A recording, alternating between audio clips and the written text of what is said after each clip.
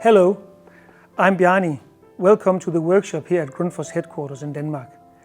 Today we're looking at the SolarLift 2, a great range of small macerators and lifting stations for managing wastewater in the home. So the first thing to note is that we only need 5 models of the SolarLift 2 range. It's a straightforward range that covers all your needs, and it also means fewer parts to stock, which will save you money, space and time.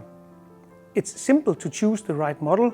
Here are our 3 macerators for black water. They are for toilets, either standard or wall hung.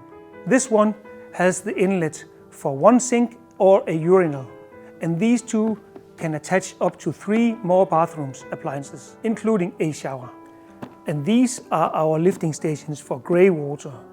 This one can be used in kitchen and or utility room.